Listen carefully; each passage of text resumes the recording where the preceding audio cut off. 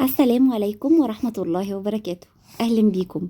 تجربتي وطريقتي في تسوية الممبار في الكيس الحراري مختلفة مميزة ولذيذة جدا. أول حاجة هنحشي الممبار. أنا جبت الخلطة جاهزة علشان الفيديو يكون قصير، وإن شاء الله هعمل لكم فيديو بالتفصيل عن الممبار وطريقة حشوه. وطريقة حشوه بصباعين السبابة اللي بنقرا بيهم التشهد، بنمسك الممبار ونفتحه كده، وبصباعين الكبار بندخل فيهم الرز. تمام. وبعدين بنوزع الرز بالشكل اللي انتوا شايفينه ده لغاية او نبطط الممبرايه كده، بحيث ان هي لما الرز يستوي ويتنفخ كده الممبار ما يفرقعش، لانه طبعا الرز بيحتاج مساحة يتنفخ فيها او يستوي فيها. هخلص كل الكمية، وبعد ما اخلصها ابتدي ارصها بقى في الكيس الحراري. انا كمان بحط الجزء اللي فيه دهون هو اللي يكون لجوه الممبار، والجزء التاني اللي هو بيبقى ناعم ده هو اللي بيكون بره. طبعا ده بعد ما كحته بالسكينه لغايه ما اطلع كل الطبقه اللي بيكون لونها مصفر شويه كده. عايزه اقول لكم ريحته وطعمه في منتهى الجمال، وهنقول شويه تريكات كمان هتخليه احلى واحلى. بعد كده، بعد ما خلصت كل الكمية هرصه كده بقى في الكيس الحراري رصاه معتبرة. مش يعني مش اي حاجة، يعني مش برميه في الكيس الحراري، لا برصه كويس جنب بعضه كده.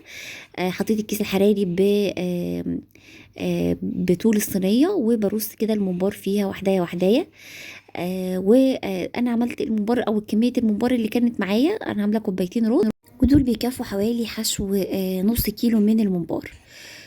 رصيت الممبار بعرض الصينية كده زي ما انتوا شايفين، وبعدين هرجع ارص باقي الممبار بطول الصينية.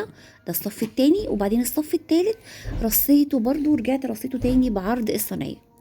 اتبقى معايا شوية من الرز، حطيتهم كده مع الممبار. حطيت يعني حشيتهم بالفلفل وحطيتهم مع الممبار، بيدوا ريحه تحفه للممبار وبيخلوه جميل.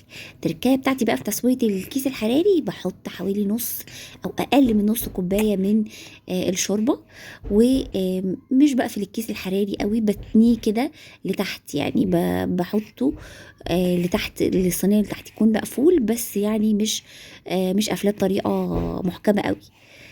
وشويه ميه صغيره خالص، برضو نص كوبايه ميه كده في القارب بتاعي، ودخلته على الفرن.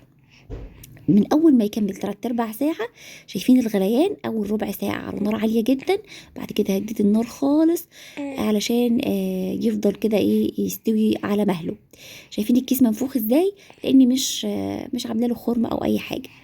ده لسه طالع من الفرن حالا، انا سويته ساعه وربع، بس تقدروا تسووه 3/4 ساعه.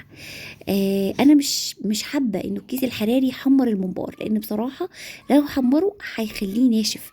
يعني الكام واحده اللي اتحمروا على الوش دولي ما بيبقاش التحمير جوسي زي التحمير بتاع الزيت. لكن التسويه ممتازه جدا جدا جدا واحلى، وعجبتني اكتر من السلق في الميه، لدرجه انه ينفع يتاكل كده، يعني يطلع من الكيس الحراري يتاكل كده، مش مستاهل يتحمر، لانه تسويته متشمعه كده، مش مسلوق وبس. مستوي تمام الاستوى. طبعا الرز كان ني، لكن انا عامله الصلصه بتسبيكه، يعني زي تسبيكه المحشي العاديه. يا رب يكون عجبكم، ودي كل تركاتي. اشوفكم الفيديو الجاي ان شاء الله. باي باي.